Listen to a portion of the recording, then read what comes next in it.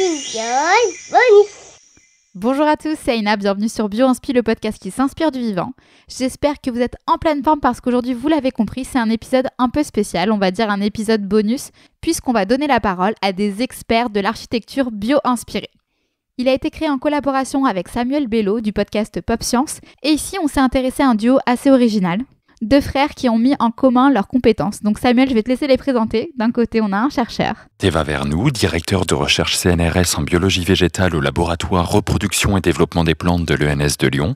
Et de l'autre, on a son frère. Nicolas Vernou-Tello, architecte et fondateur de l'agence In Situ Architecture. Ensemble, ils vont former un duo de choc qui est vraiment hyper complémentaire et ils vont nous expliquer comment, grâce à eux, nos maisons, nos églises et même nos villes pourraient s'inspirer notamment de nos forêts et des insectes qui nous entourent. Alors c'est parti, on vous emmène immédiatement découvrir le monde incroyable de la géométrie qui se cache au sein de nos plantes.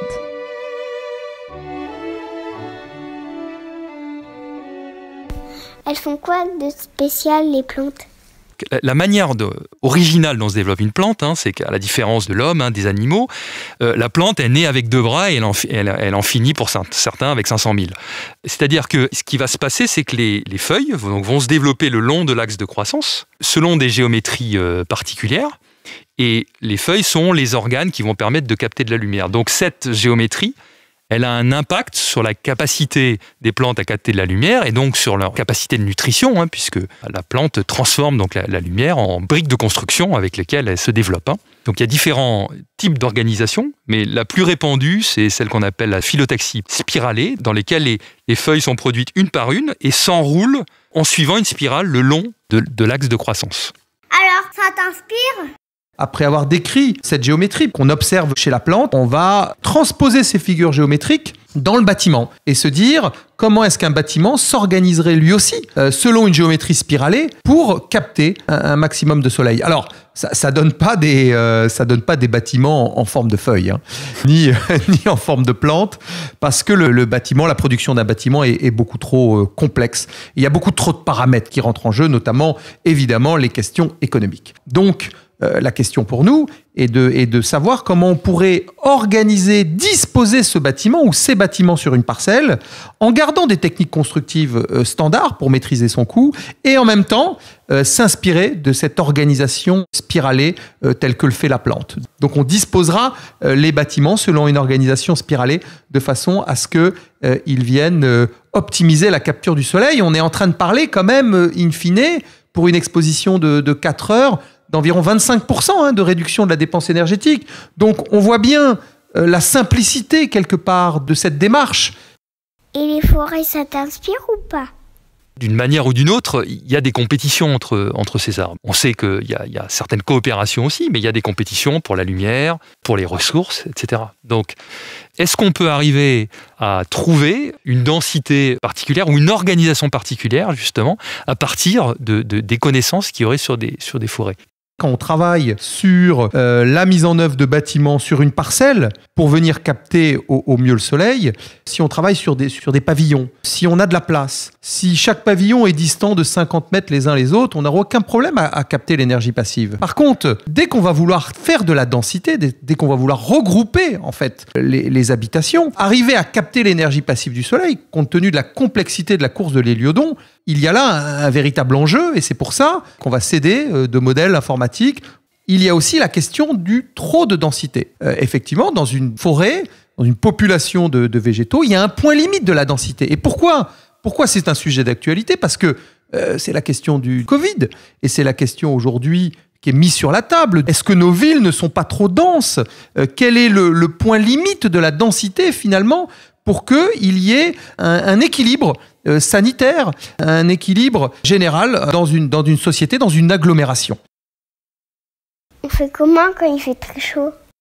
La termitière, elle arrive à réguler grosso modo entre 23 et 28 degrés, quelle que soit la température extérieure. Donc au Sénégal, là où on est, plein soleil, ça doit monter, je pense, facilement à 45.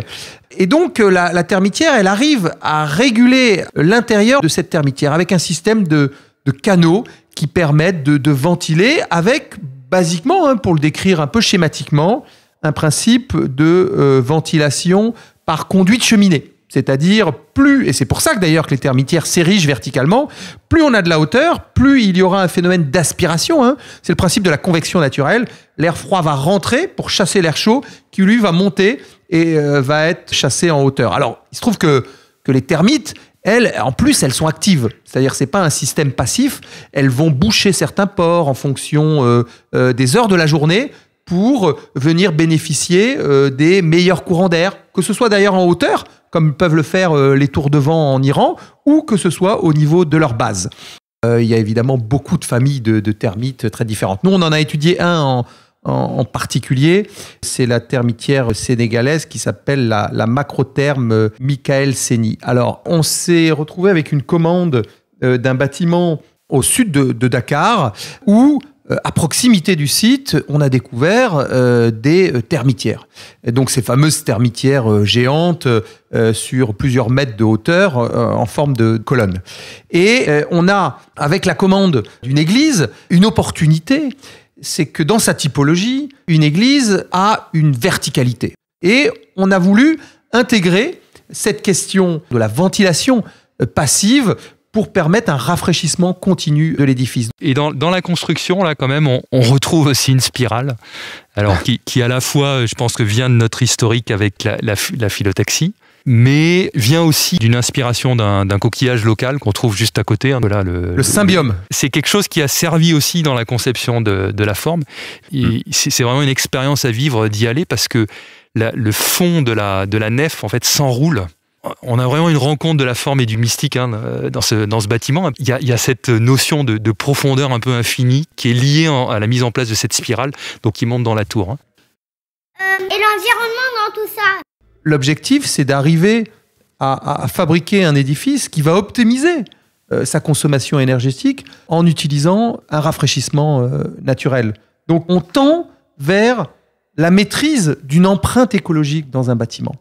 Théva, toi qui connais toutes les plantes, laquelle tu aimerais être? Une orchidée, je dirais même plus précisément un épidendrome.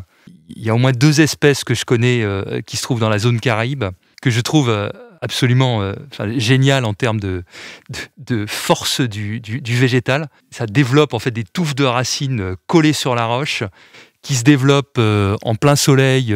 Il doit faire plus de 50 degrés. Qui ont des floraisons magnifiques, c'est de la roche quasiment à pic, quoi. Et puis elles sont là toutes seules, et on les voit, on se dit mais comment est-ce qu'elles récupèrent des nutriments, voilà. Comment est-ce qu'elles mangent, quoi. Et puis malgré ça, elles sont là, quoi. Elles arrivent à coloniser des espaces assez fabuleux. Nicolas, ressemble à quoi ta ville idéale? Si j'avais carte blanche, on travaillerait déjà sur la synthèse, toutes ces thématiques de recherche qu'on développe aujourd'hui. C'est-à-dire à la fois faire un bâtiment avec une structure qui optimise la matière. Et on l'a vu, on peut optimiser 50% de matière. Ensuite, travailler sur une peau de bâtiment qui évite les effets de surchauffe et qui laisse passer l'énergie passive du soleil. On l'a vu, on peut économiser jusqu'à 50% de la dépense énergétique. Ensuite, on travaillerait sur des matériaux qui utiliseraient des déchets pour en faire des ressources et qui auraient des empreintes carbone neutres. Si on avait carte blanche, on réunirait tous ces thèmes, toutes ces briques de recherche qu'on a pour travailler sur un bâtiment. Ça serait formidable. Si on devait l'étendre à l'échelle de la ville, on ferait en sorte que les villes, d'un point de vue énergétique, soient complètement autonomes. On avait déjà travaillé comme ça sur une espèce de vision. On appelait ça des fictions urbaines où on faisait pousser à l'intérieur des villes des grandes tours photovoltaïques en forme d'arômes, en forme de plantes foliaires verticales pour capter au mieux l'énergie passive et alimenter la ville et rendre la ville autonome sur le plan énergétique. Ça, je pense que ça serait une belle vision du futur. Merci à tous d'avoir suivi cet épisode bonus spécial guest qui a été soutenu par Sequence, Biomexpo et Premium Beauty News. Un immense merci aux invités, 2 frères, Théva Vernou et Nicolas Vernoutello, de s'être prêtés au jeu et d'avoir répondu à toutes nos questions. Et merci bien sûr à Samuel Bello et l'Université de Lyon pour cet épisode qui a été fait en collaboration. Donc n'hésitez pas à aller vous abonner au podcast Pop Science et surtout n'oubliez pas de prendre vos places pour la Biomime Week qui aura lieu cette année en version 100% digitale à partir du 7 décembre. Le mercredi d'ailleurs, c'est la journée architecture bio-inspirée et Nicolas viendra parler plus en détail de son église inspirée de la fameuse termitière. Alors on se retrouve là-bas car Bio-Inspi sera aussi exposant de l'événement.